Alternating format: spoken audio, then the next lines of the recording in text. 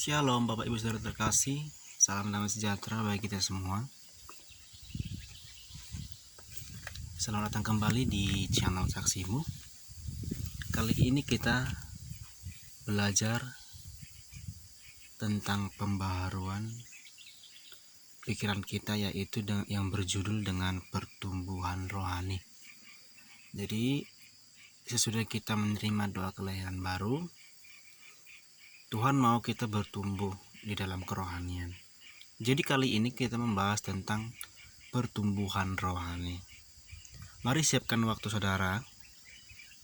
Mungkin ini agak lama ya, jadi saudara juga harus berkorban.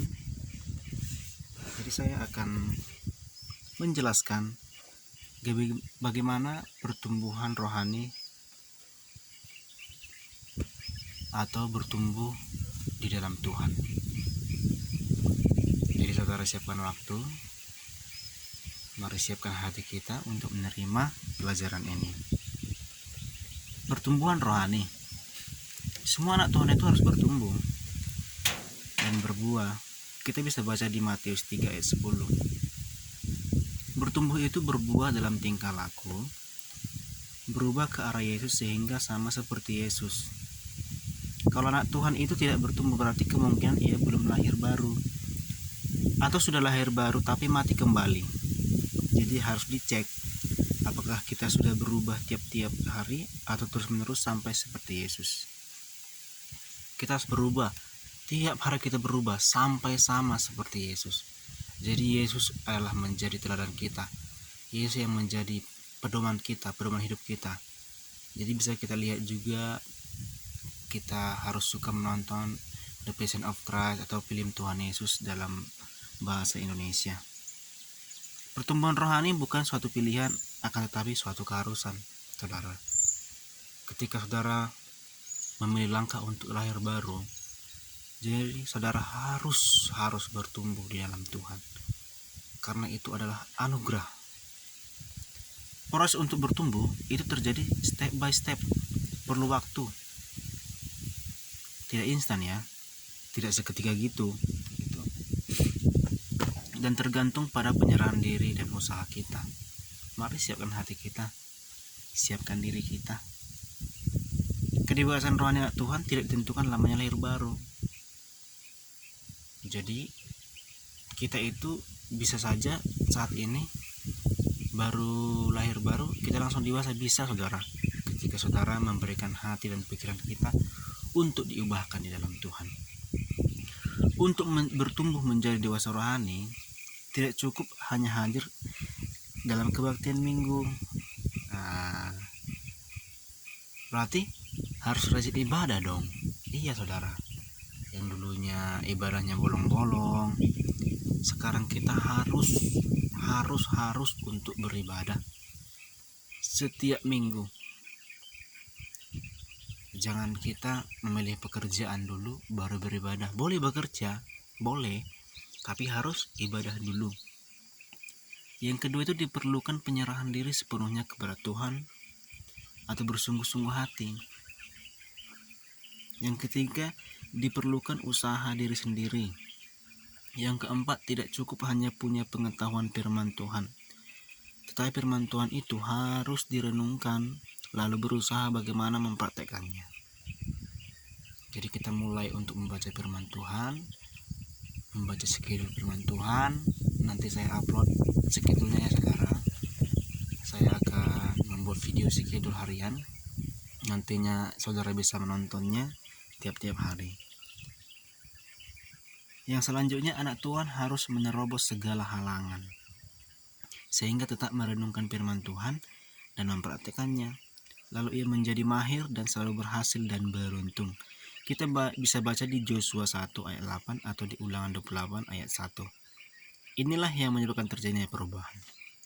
Ketika saudara memberikan hati dan pikiran sungguh-sungguh kepada Tuhan, maka Tuhan akan bekerja dalam hidup saudara. Amin.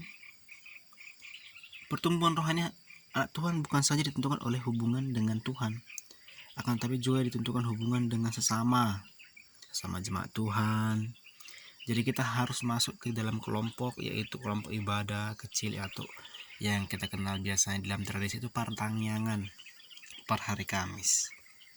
Amin saudara. Jadi pertumbuhan rohani anak Tuhan dapat dilihat dari pertumbuhan ibadahnya, saudara. Jadi dia udah mulai berdoa. Anak Tuhan yang sudah bertumbuh itu dia pasti suka berdoa. Baru dia setia dalam membaca firman Tuhan. Jadi ada sedikit dulu harian untuk membaca firman Tuhan. Bagaimana kita harus membaca firman Tuhan? Apakah itu tidak tugas pendeta? No, itu tugas anak-anak Tuhan yang sudah diselamatkan. Kenapa? Karena kita membaca firman Tuhan, otomatis pikiran kita dibaharui dan kita dapat mengerjakan apa yang dikatakan firman Tuhan. Dunia ini dijadikan, bahkan seluruh kegiatan yang ada di dunia ini, itu semua ada di dalam Alkitab. Jadi kita mulai hidup dengan sesuai dengan firman Tuhan. Jadi orang yang dewasa itu bisa kita lihat hubungannya dengan sesama, dengan jemaat, udah mulai ramah. Selanjutnya bagaimana dia mempergunakan hartanya. Jadi ketika anak Tuhan yang sudah diselamatkan Tuhan, dia pasti memberikan persepuluhan, memberikan korban, tidak materialistis ya, tidak terikat pada mamon ya. Artinya ini maksudnya dia tidak terikat kepada pekerjaan, artinya dia harus ibadah dulu baru bekerja gitu. Jadi kalau ada pekerjaan yang harus diselesaikan pada hari Minggu, dia harus memilih hari Minggu dulu. Itulah dia ciri-ciri orang yang sudah bertumbuh atau orang yang dewasa dalam rohani. Baru tidak memperhalakan uang, yang artinya tidak bekerja menghalalkan segala sesuatu untuk mendapatkan uang. Jadi anak Tuhan harus berubah, harus tumbuh dewasa. Kita lihat juga anak-anak Tuhan yang sudah bertumbuh, dia sudah berdoa. Yang pertama, dia sudah doa pagi hari, baru doanya sudah dipimpin oleh Roh Kudus, baru doanya sudah minimal 1 jam per hari. Saudara terkasih, mari mulai untuk berdoa supaya saudara dapat bertumbuh dengan baik dalam Tuhan. Kalau tidak mampu 1 jam, ya 30 menit.